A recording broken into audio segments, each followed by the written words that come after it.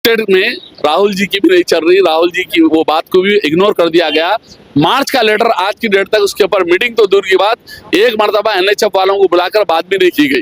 तो वो माहौल बना हुआ है स्टेट का, समझ में नहीं आता ये सरकार कांग्रेस की सरकार है या अंग्रेज की सरकार है, समझ में नहीं आ रहा। इसीलिए हम लोग एहतजाज को उतरना। कांग्रेस गवर्नमेंट आने के बाद जैसे ही आरटीसी बंद हुई, आरटीसी के अंदर खवातीन को फ्री कर दिया गया, उसके बाद डिस्ट्रिक्ट के ऑटो वाले शहर की तरफ मूव कर लिए और उन्हें अलाउ कर दिया गया।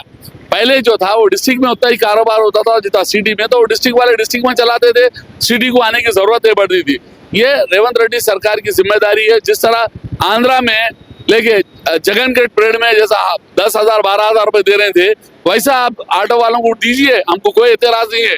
मगर खास बात यह है, सिटी में 2.5 लाख रुपए लगा के एक जना परमानेंट लेता है, उसको और डिस्ट्रिक्ट ऑटो वालों को एक साथ कर देना, ये एक किस्म का जुल्म है और एक किस्म का आउट ऑफ लॉ है। क्योंकि परमानेंट के खिलाफ कोई गाड़ी कोई शहर में जाती है तो उस पर चालान कर सकते हैं, उसके और केस कर सकते हैं। उसकी गाड़ी सीज करके लाई थी इख्तियार में। अगर इनके साथ नाइंसाफी हो रही तो फिर ये सरकार चलाने का मकसद ही, और राहुल जी पूरे संविधान को लेकर पूरे हिंदुस्तान में घूम रहे हैं कि संविधान के खिलाफ नहीं होगा।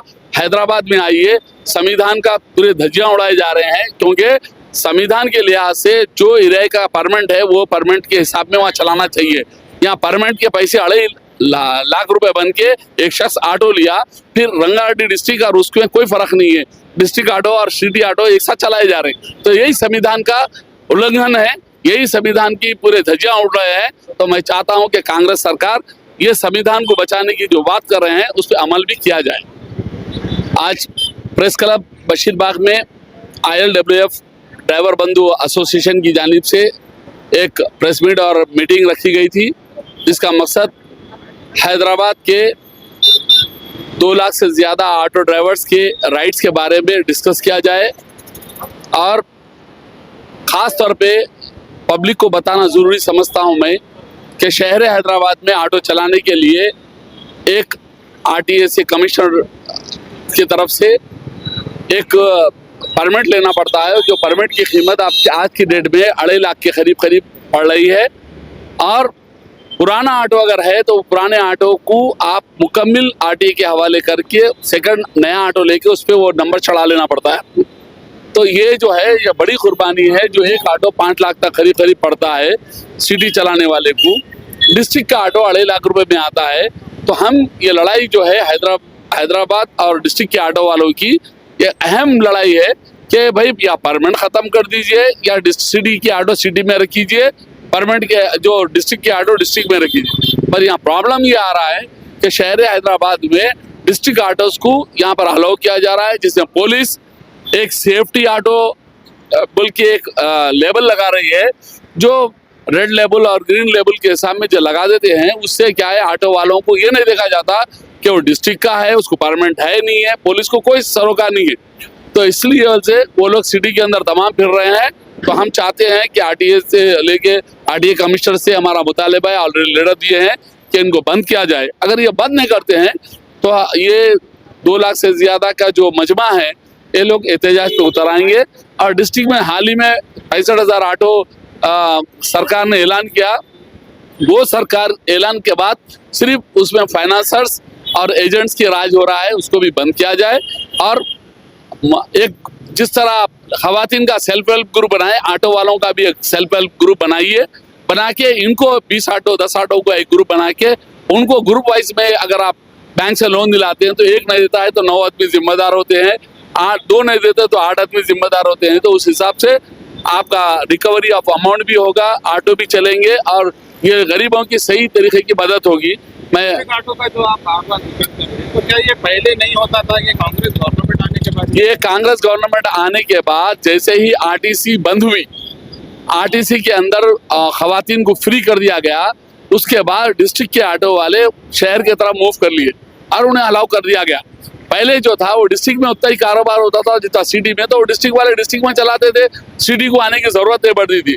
ये रेवंत रेड्डी सरकार की जिम्मेदारी है। जिस तरह आंध्रा में लेके जगन के परेड में जैसा 10,000 12,000 रुपए दे रहे थे, वैसा आप ऑटो वालों को दीजिए, हमको कोई एतराज नहीं है।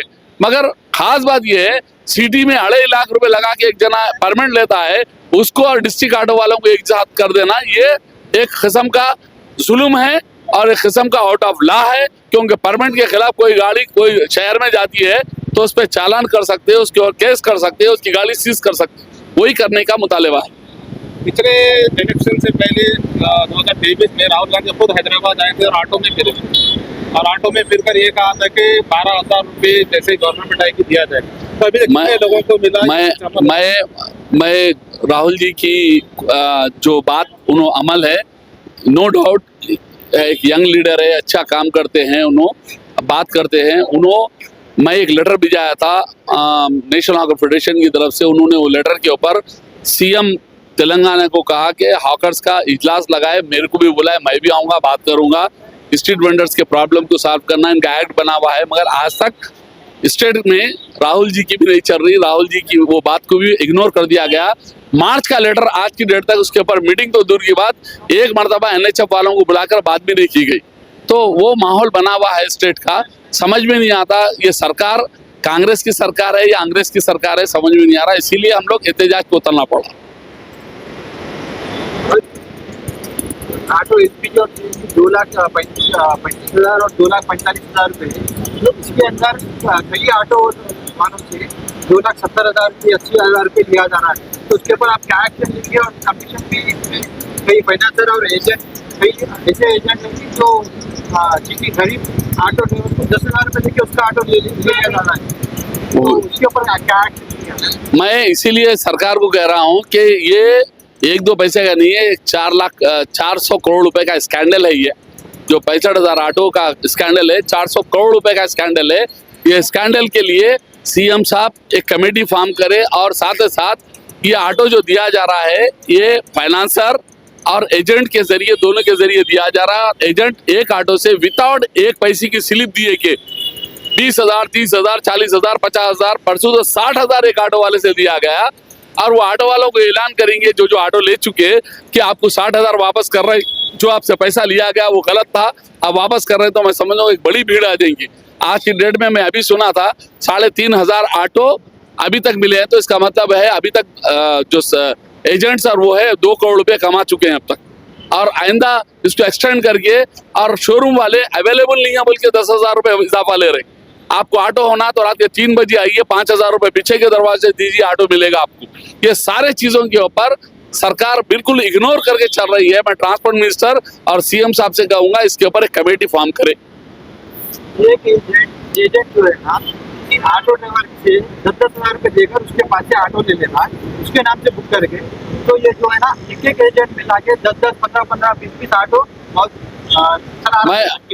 मैं जिस तरह से बता रहा हूँ ना कि ये सिर्फ एजेंट्स और फाइनेंसर्स की मिली भगत है।